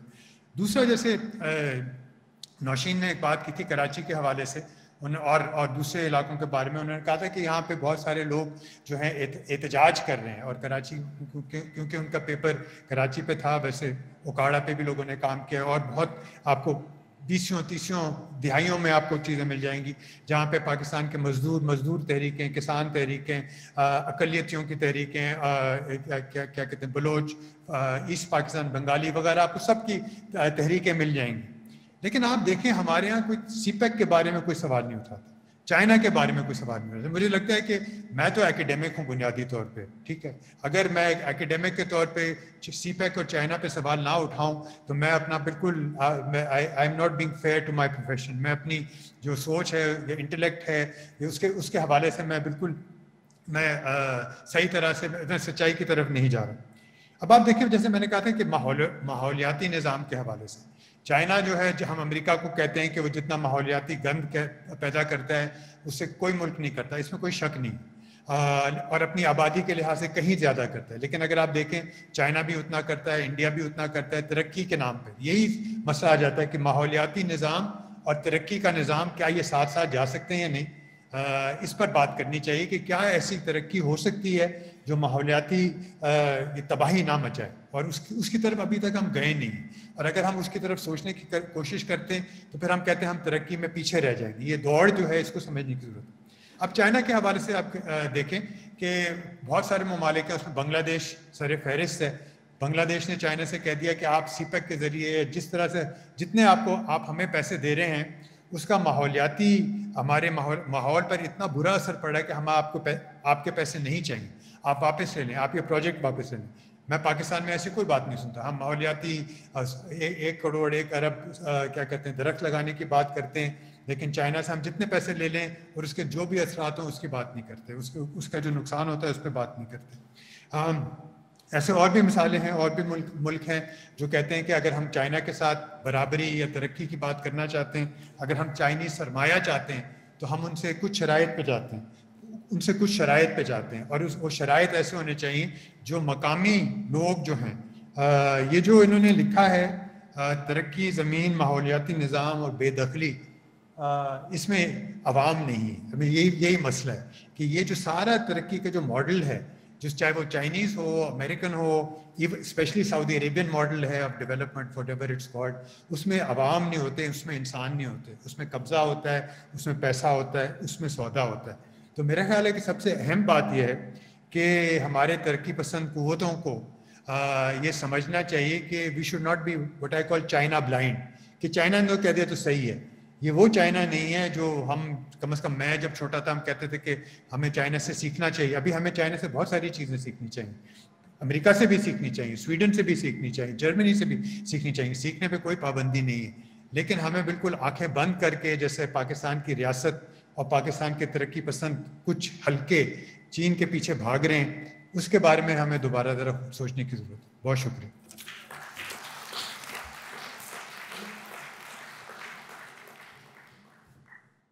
بہت بہت شکریہ ابوظہیر صاحب. یقیناً ہمیں اس پہ سوچنے سمجھنے کی ضرورت ہے، اور چین کا خاص کر اس ملک کے اوپر جو ان کے اس پروجیکٹ کے سی پیک کے ساتھ آ رہے ہیں، ان کے بارے میں ہم اگلے پینل میں بھی امید ہے کہ بات کریں گے، خاص کر گوادر میں جو ہو رہا ہے. تو یقیناً اس کانفرنس کا ایک مقصد ہے کہ ہم اس طرح کی جو نئی فارمز آف اکنامک ڈومینیشن جو آ رہی ہیں ان کو بھی ہم سمجھنے کی کوشش کریں اور ان کے اوپر ایک ایویڈنس بیسڈ رسپانس فارمولیٹ کریں. بغیر کسی تحقیق کو کہ ہم اپنے آخری اسپیکر کو بلانا چاہیں گے ڈاکٹر عاصم سجاد کو، کہ وہ اس ڈسکشن کو سمیٹیں اور آگے کی لائے عمل کی بات کریں کہ ہم کس طرح ان سوالات کو آگے لے جا سکتے ہیں. ڈاکٹر عاصم سجاد. شکریہ جی. اور سب سے پہلے میں آپ سب کا، اکبر کا، نوشین کا، ماجد کا، اور آپ جو خواتین و حضرات یہاں پہ آئے ہیں، آپ کا شکریہ ادا کرنا چاہتا ہوں. یہ مطلب میرے لیے تو یہ غیر معمولی بات ہے کہ ایسے موضوعات پہ ایک ایسے یعنی کہ ویران اور یعنی کہ سوچ اور ترقی پسند دشمن سماج کے اندر ایسے لوگ جمع ہوتے ہیں. اور ہمیں بڑا فخر ہے. ایک ہم چھوٹی جماعت ضرور ہوں گے. اکثر لوگ کہتے ہیں سیاسی جماعتیں ایسی ہی ہوتی ہیں، سیاسی جماعتیں کوئی بحریہ ٹاؤن پہ بات نہیں کرتی. سیاسی جماعتیں ایسی بھی ہوتی ہیں جس میں مطلب اب یہ جو دوست ہمارا بیٹھا ہوا ہے، یہ بعد میں تھوڑی دیر بات کرے گا، حفیظ بلوچ، جو انہوں نے جدوجہد کی ہے انڈیجنس رائٹس الائنس کے نام پر اور جو پارٹی کی سطح پہ، یہ غیر معمولی ایک جدوجہد ہے. یعنی کہ ایک نام اکبر نے لیا ہے ملک ریاض کا، اس بندے کا نام لینا بھی اس ملک میں ایک مطلب ایک سی بلا چیز ہے کہ آپ جس کا نام نہیں لے سکتے. حالانکہ جیسے یہاں پہ سارے دوستوں نے کہا ہے کہ یہ ترقی کے نام پر جو کچھ ہوتا ہے تو یہ ایک غیر معمولی بات ہے. آپ سب کا یہاں پہ آنا، یہاں پہ ہمارے I-11 کے وہ دوست ہیں، آج گجر نالہ اور رنگی نالہ کے دوست خرم اور عارف اور ابیرہ جو آئے ہوئے ہیں کراچی سے، وہ آج جو جدوجہد کر رہے ہیں، یہی جدوجہد ہمارے نور محمد نے آج سے 6 سال پہلے کی تھی. تو یہاں پہ جو نوجوان ہیں، جو طالب علم ہیں، ہمارے جو اس طرح کے یعنی کہ مباحث ہوتے ہیں، بنیادی طور پہ ہم آپ سے مخاطب ہونے کی کوشش کرتے ہیں. چونکہ یہ جو ترقی ہے، یہ جو نعرہ ہے، یہ جو باتیں ہیں، یہ جو دعوے ہیں، یہ بنیادی طور پر آپ کے لیے ہیں. یہ اس ملک کے نوجوان، ان نوجوانوں کے لیے ہے جن کو ایک خاص طرح کا خواب دکھایا جاتا ہے کہ آپ اس خواب کا آپ کو بھی حصہ مل سکتا ہے اور آپ بھی بڑے سفید پوش مڈل کلاس ہو سکتے ہیں، اور آپ کے پاس بھی بحریہ ٹاؤن میں ایک پلاٹ آپ کو دیا جا سکتا ہے جہاں پہ کبھی بجلی نہیں جاتی اور لان A1 ہوتا ہے اور سیکیورٹی گارڈ باہر آپ کا بیٹھا ہوا ہوگا. یہ خواب ہے، یہ بیچا جاتا ہے.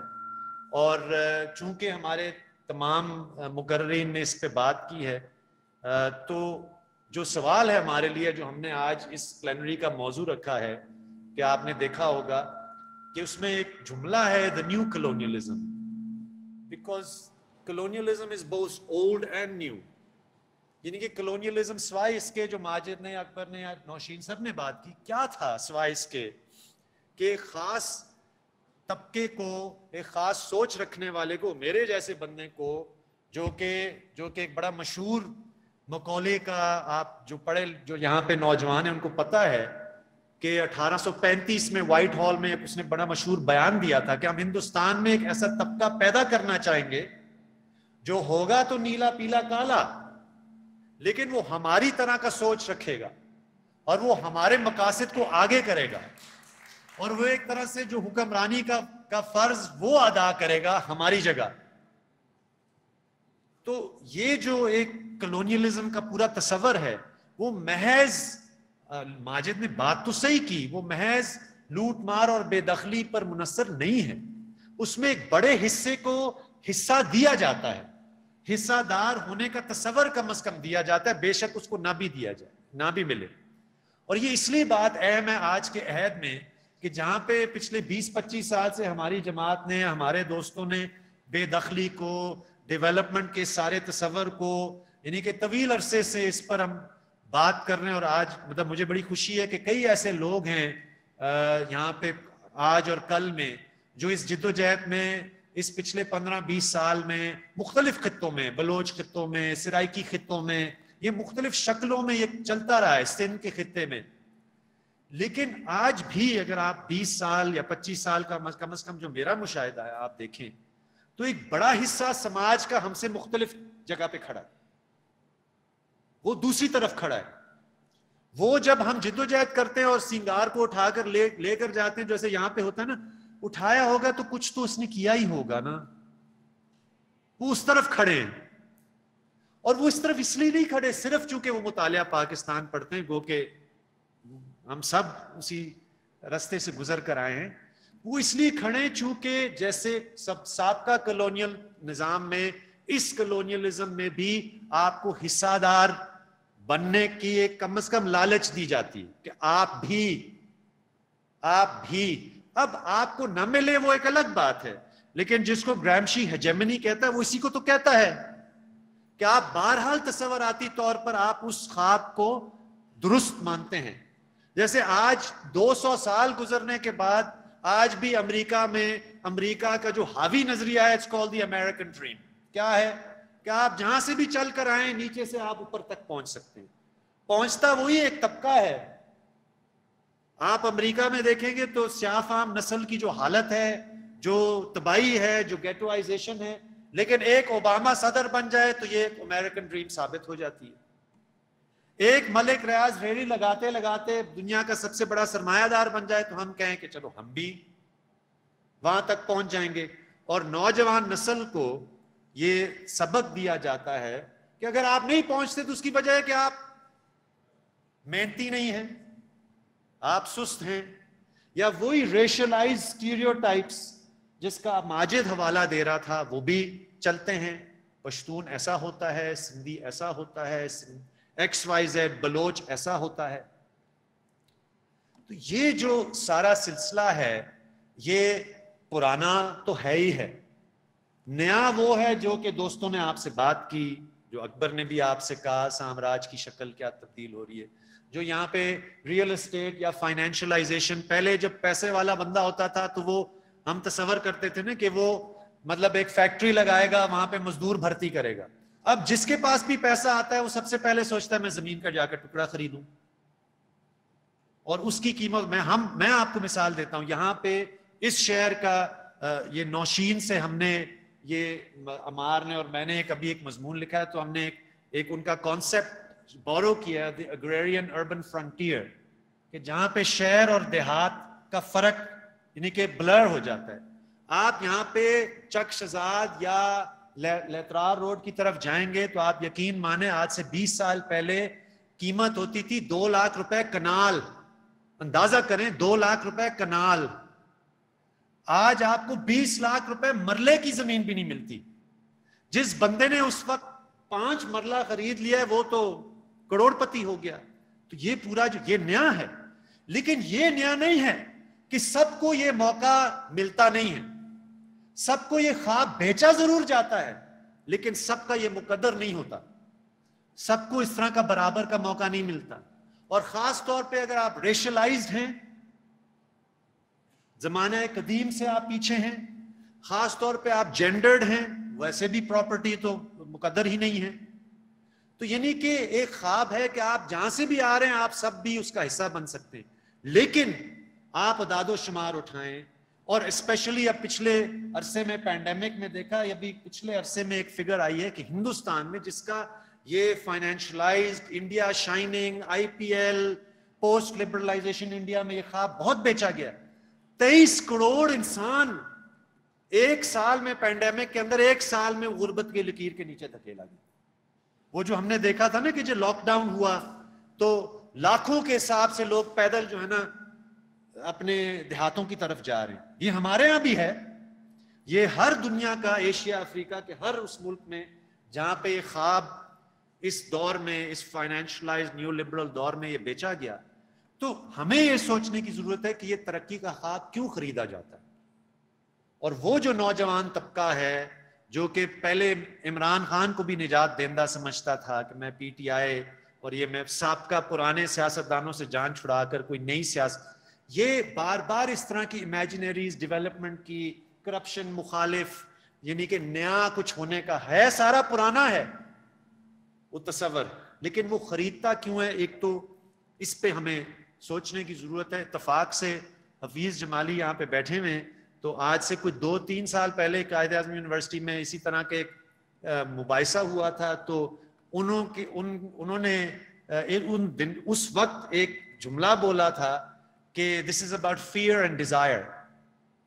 ایک طرف خوف ہے اور ایک طرف چاہت ہے، اور یہ ایک ہیجمونک، اتفاق سے میں نے آپ کے یہ لفظ بورو کر کے کتاب بھی اس پہ لکھ دی ہے، تو اگر آپ اجازت ابھی بعد میں آپ سے مانگ رہا ہوں. تو یہ وہ دو ہیجمونک کانسٹرکٹس ہیں، تصورات ہیں، جس کے گرد ہم تو سمجھ رہے ہیں ہم کیا کہہ رہے ہیں. ہم تو آدیواسیوں کی بات کر رہے ہیں، ہم تو ریچڈ آف دی ارتھ کی بات کر رہے ہیں، ہم تو ان لوگوں کی بات کر رہے ہیں جو چھت کا حق مانگ رہے ہیں. آخر کون وہ ہمارے لیے نور محمد اگر صبح 3 بجے منڈی جا کر ریڑھی لگا کر کوٹھی والوں کو کھانا، خوراک، گھر چلانا، دفتر چلانا، تو اس کا حق ہے نا کہ شہر، جیسے نوشین نے کہا کہ اس کا بھی حق ہے. یہ تو ہم سمجھتے ہیں، لیکن the reality of economic life is کہ اوپر والا قبضہ گیر سلسلہ چل رہا ہے.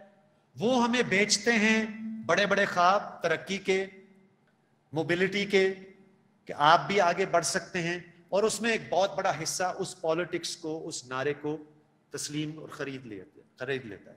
اب یہ اس میں پچھتانے والی بات نہیں ہے، یہ ہمیشہ ہی ایسا رہا ہے کہ حکمرانوں کا نظریہ نیچے تک جاتا ہے اور ہم اس کے برعکس کوئی متبادل ایک نظریاتی کوشش کرتے ہیں.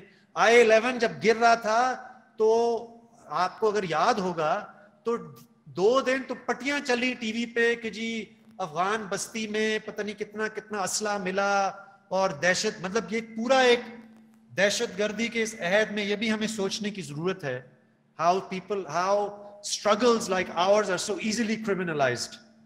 آسان ہے، کوئی بھی جدوجہد کر رہا ہے، کوئی بھی مزاحمت کر رہا ہے، بس دھبا لگا دو.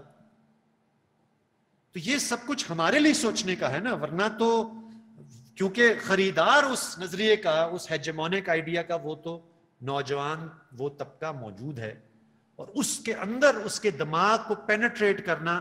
کیونکہ دیکھیں کولونیلزم بھی 200 سال تک چلتا رہا، یاد رکھیے، اور اس کے طویل عرصے تک خود ہی ہندوستانیوں نے سمجھا ہاں یہ بالکل صحیح ہے. انگریز نہ آتا تو پتہ نہیں ہم کس کھڈے میں پڑے ہوئے ہوتے، ہم تو ریل بھی نہ بچھا سکتے، ہم تو ٹیلی گراف کے بھی مطلب اس کے اہل نہیں تھے. یہی تھا نا. آج بھی آپ گائے بگائے پڑھے لکھے لوگوں سے بات کریں گے تو اسی مطلب نقطہ نظر پہ وہ آمادہ ہیں، لیکن ایک وقت آتا ہے کہ وہ تبدیل ہوتا ہے. وہی حاوی نظریہ، اس کے برعکس کوئی متبادل تصور آتا ہے، اور اس کے پیچھے جدوجہد ہے جیسے ہم کر رہے ہیں. اور ہمارا آج اس سارا کچھ کا مقصد یہ ہے کہ ہم اس جدوجہد کو آگے کیسے بڑھائیں. تو اس نظریاتی ڈھانچے کو، جس کے اندر ہم خون پسینہ خرچ کر کے ہمارے دوست جیلوں میں جا رہے ہیں اور غائب بھی ہو رہے ہیں، تو اس ایکو چیمبر کو، جو سرکار کا اور جو بنایا ہوا جو ڈومیننٹ ہیجمونک ایکو چیمبر، اس کو پنکچر کرنا، یہ ہمارا کام ہے. اس میں 2 باتیں آپ سے کرنا چاہوں گا جو ابھی تک ہوئی ہیں اس حوالے سے. ایک تو یہ ہے کہ یاد رکھیے کہ زمین کی تو بات یہاں پہ بہت ہوئی، لیکن پانی، جنگل، معدنیات. اب بلوچستان میں آپ جو دیکھیں معدنیات کا جو سلسلہ ہے، ٹھیک، یہ یعنی کہ وہ خطے جو پہلے فرنٹیئرز ہوتے تھے نا، جو امپیریل فرنٹیئرز تھے، جن کو جیو اسٹریٹجکلی کنٹرول کرنا تھا اور وہاں پہ ترقی کی ضرورت نہیں ہے. تھر کی مثال لے لیں جو انڈیا کے بارڈر. اب ٹیکنالوجی نے یہ ذرائع دے دیے ہیں حکمرانوں کو کہ وہ پہاڑ کو بھی کاٹ سکتے ہیں، زمین کو بھی کھدائی کر کے کوئلہ نکال سکتے ہیں، پورے ساحلی یہ جو مکران کوسٹل ہائی وے ہے، ٹھیک، the question of infrastructure and so on, it's تاکہ رسائی ہو उन मादिनियात तक और उन वसाइल और उन खित्तों तक जो प्रीवियसली गैर पैदावारी थे, अनप्रोडक्टिव थे। तो इस पर भी हमें गौर करने की जरूरत है कि रियल एस्टेट तो सबर्बन या शहरी खित्तों में है, लेकिन पेरिफेरीज में भी ये बंदरबांट चल रही है। और पेरिफेरीज ही तो सबसे ज्यादा, जो अगला सेशन है, सबसे ज्यादा माहौलियाती तबाही तो वही है। आप सिंध का डेल्टा देखें, मतलब समुंदर का, मतलब दरिया का पानी नीचे जाता है, पिछले कई दहाइयों से हमने देखा ऊपर जा रहा है। आप गिलगित बल्तिस्तान में देखें, हमें लगता, हम तो वहां पे यानी कि गर्मियों के मौसम में जो है ना पहाड़ देखने जाते हैं, लेकिन ग्लेशियल जो मेल्टिंग हो रही है, it is of epic proportions. और ये जो पानी का उसके नतीजे में खुद पीने का पानी इंडस बेसिन में और ऊपर भी जो बनेगा, तो ये जो हम समझते हैं ना कि ये कल का आने वाला मसला नहीं, ये आज का मसला है। और ये भी हम ही बात करेंगे, बियॉन्ड कि हमने पता नहीं कितने 10 लाख दरख्त प्लांट कर दिए हैं जो हमारे यहाँ क्लाइमेट पॉलिसीज है। मेरा ये ख्याल है कि जो आखिरी बात है और जो हमारा हमेशा एक हमारी सियासत का जुज रहा है, तरक्की पसंदों का, हमारी जमात का, और हम इस पे फख्र महसूस करते हैं। हमें लगता है ये मुश्किल भी है, लेकिन ये बात आने वाला जो सेशन है, कल भी आप ये सुनेंगे। आई थिंक जो अर्जेंट चीज है इस मिडिल क्लास हेजेमोनिक एको चेम्बर को पंक्चर करने का, वो साफ जाहिर है इस मुल्क का कौमी सवाल भी है। बिकॉज तारीखी तौर पर तरक्की याफ्ता इलाका और तरक्की पजीर इलाकों में एक वाज़े फर्क है, Punjab versus the rest. Effectively हमारे यहाँ मसलन हम अपनी सियासत में इसको कैसे चैलेंज करते हैं। इधर बैठे हुए हमारे बड़े करीबी दोस्त हैं, हमारे I-11 के वो जो दोस्त जिन्होंने बेदखली और उस जालिमाना ऑपरेशन के खिलाफ जिद्दोजहद की थी, तो उनके साथ सबसे अव्वल फहरिस्त में खड़े हुए थे पंजाबी क्रिश्चियंस। पंजाब में भी cast and religious and class, मतलब प्रिविलेज हिस्टोरिक, जो कनाल कॉलोनीज की बात माजिद ने की थी, तो कास्ट उसमें एक बहुत बड़ा डिवाइडिंग लाइन था।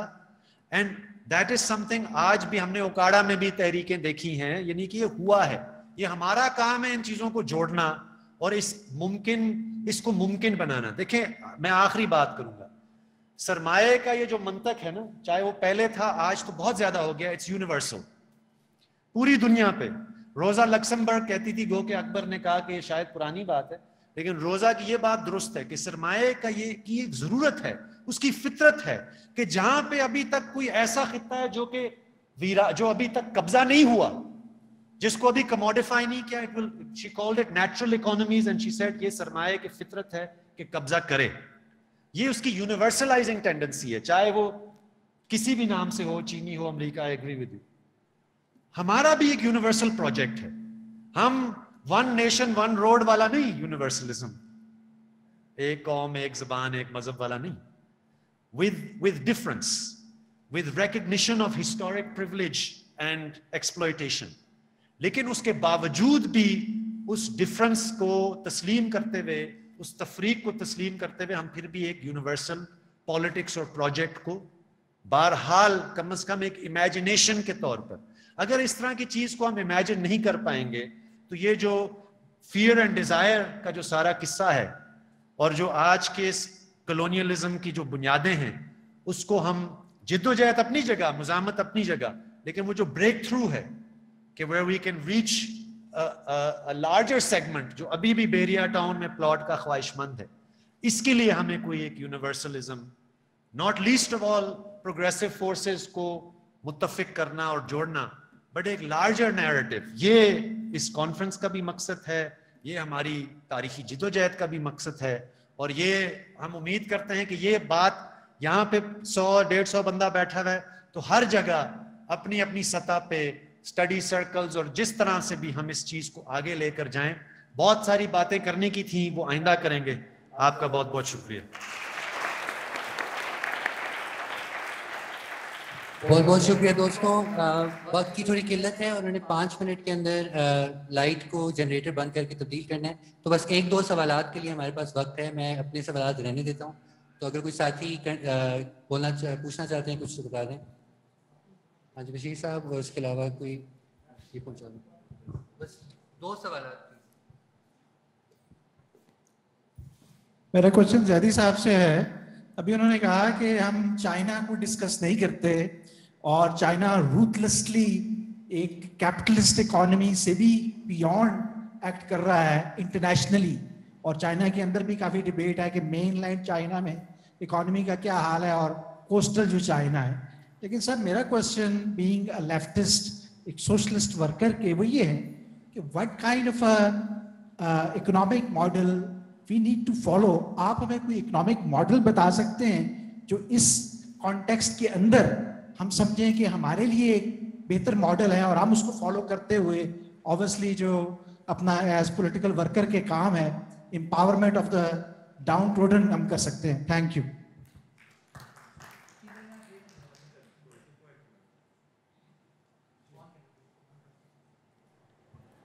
اگر میرے پاس آپ کا جواب ہوتا تو میں یہاں نہیں بیٹھا ہوتا, مجھے نہیں معلوم. اور میں یہ بالکل عاصم اور میں جو ہے کئی سالوں سے اسی بات کی بات کر رہے ہیں اور ہمیں نہیں معلوم. اب یہ ہم تنقید کی حد تک بہت ساری چیزیں کہہ گئے اور کہتے رہیں گے اور کہنا بھی چاہیے, لیکن متبادل کس طرح کو, جیسے میں نے آپ سے کہا کہ دیکھیں اگر انسان کا مقدر اور ہماری خواہش ایک طرح کی ترقی ہے, ٹھیک ہے, کہ ہر ایک شخص کو, جیسے اور لوگوں نے بھی کہا, عاصم نے بھی کہا کہ لوگوں کی بہتری ہو اور انصاف ہو, وہ والا انصاف بھی جو آج کل مل رہا ہے دوسری طرح کا انصاف, برابری کی طرف جائے. مجھے نہیں معلوم, سچ بات ہے, مجھے نہیں معلوم, اور اگر کسی کو معلوم مجھے بتا دیں, مجھے نہیں معلوم. مجھے بس یہ کہنا تھا کہ جو بھی یہاں ڈسکشن ہوئی اور باقی کل کے دنوں میں بھی ہوگی, زمین, ماحولیات, ترقی اور بے دخلی, اور مجھے امید ہے کہ ماحول پہ کل کے سیشن میں زیادہ بات ہوگی. مجھے بس یہ کہنا تھا کہ جب ہم لا کی بات کرتے ہیں تو CDA جو ہے اسلام آباد میں جو ڈیولپمنٹ کے نام پہ وہ جو کر رہے ہیں, تو جو عاصم بات کر رہے تھے, پانی کا مسئلہ تو ابھی بھی بہت ہے. اسلام آباد اور پنڈی دونوں جگہوں پہ بہت ہے. جدھر میں رہ رہی ہوں, آپ لوگوں کو یقین نہیں آئے گا کہ اگر کمپلینٹ کریں کہ نہیں آ رہا اور ٹینکر کے لیے صبح 5 بجے لائن میں لگے تو تب بھی شام تک ملے گا یا نہیں ملے گا گارنٹی نہیں ہوتی. اور پھر جب کوئی کمپلین یا CDA کے دروازے جا کے بجائیں تو وہ کہہ دیتے ہیں وہ وزیر اعظم ہاؤس میں بھی ٹینکر ہی کھڑا ہے. تو اس کا مطلب ہے اگر آپ لے سکتے ہیں تو لے لیں, ادروائز پاکستان چھوڑ کے چلے جائیں.